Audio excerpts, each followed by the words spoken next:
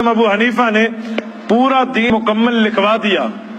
میں صرف ایک پہ بات کرتا ہوں، اگر صرف نماز کو دیکھا جائے تو نماز کا طریقہ حضور پاک علیہ الصلوۃ والسلام سے مروی ہے، نماز کا حکم اللہ رب العزت کے قرآن پاک میں ہے، لیکن نماز کی مکمل تفصیل ہمیں نہ قرآن میں ملتی ہے نہ نماز کی مکمل تفصیل حدیث پاک میں ملتی ہے۔ لوگ کہتے ہیں جی یہ جو حنفی نماز ہے نا، یہ 1000 فقیہوں نے مل کے بنائی ہے، 1000 فقیہوں نے۔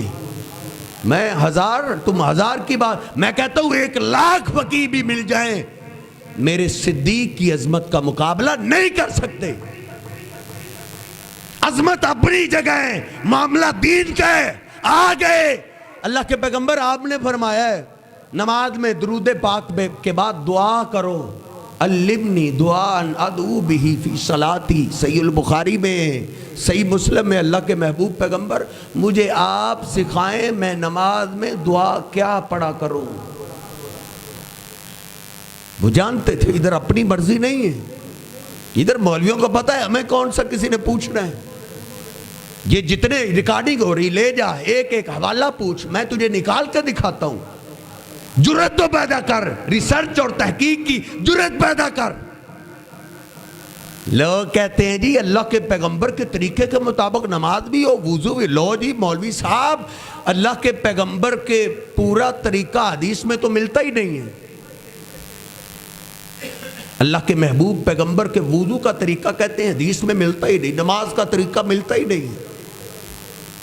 افسوس کی بات یہ ہے امام ابو حنیفہ کی نماز وضو ان کو مل رہا ہے، اور اللہ کے پیغمبر کی نماز اور وضو نہیں مل رہا۔ اللہ کے پیغمبر وہ ہیں جن پہ جو شریعت اتری اس کی حفاظت کا ذمہ کس نے لیا ہے؟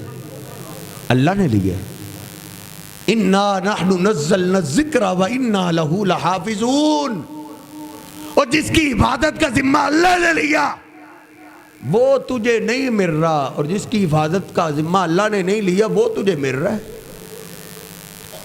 تو تقلید کی اینک 8 نمبر اینک اتارے گا، تجھے نماز بھی ملے گی آپ کی، تجھے وضو بھی ملے گا۔ میرے محبوب پیغمبر کی کون سی ادا ہے جو اللہ نے آج تک محفوظ نہیں رکھی؟ اگر آپ نے 2 انگلی سے اشارہ کیا ہے وہ اشارہ بھی حدیث میں موجود ہے۔ اگر آپ مسکرائے، مسکرانا بھی حدیث میں ہے۔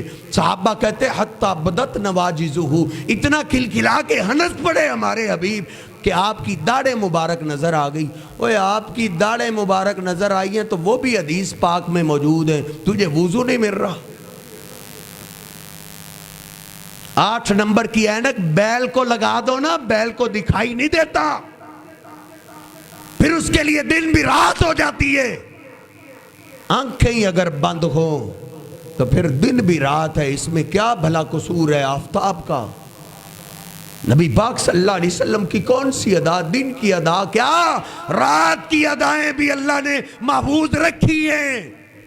وہ اللہ نے عبادت کا ذمہ لیا ہے، اللہ نے۔ میری امی عائشہ بیان کرتی ہیں نبی پاک صلی اللہ علیہ وسلم میرے ساتھ چادر میں لیٹے ہوئے تھے، آپ نے سمجھا میں سوئی ہوئی ہوں، میں سوئی ہوئی نہیں تھی۔ آہستہ سے آپ نے چادر ہٹائی، آہستہ سے آپ نے جوتا پہنا، آہستہ سے آپ نے دروازہ کھولا، آہستہ سے نکل گئے۔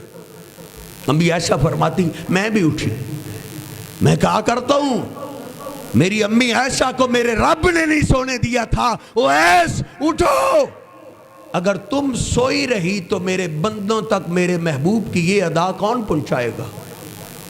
میری امی بیان کرتی ہے میں نکلی اپنے گھر سے، میں اپنے محبوب پیغمبر کے پیچھے پیچھے روتی بیان کیا کرتی تھی، انی لفی شان و ان حبیبی لفی شان۔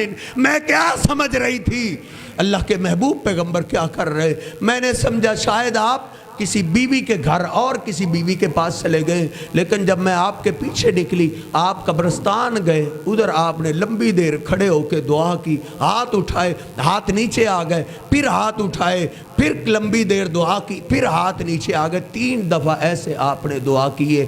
رات کی تاریکی میں ہاتھ اٹھا کے اللہ کے پیغمبر قبرستان جا کے دعا کر رہے ہیں، تو وہ بھی آج حدیث میں ہیں، تجھے دن کے وضو اور نماز نہیں مل رہے۔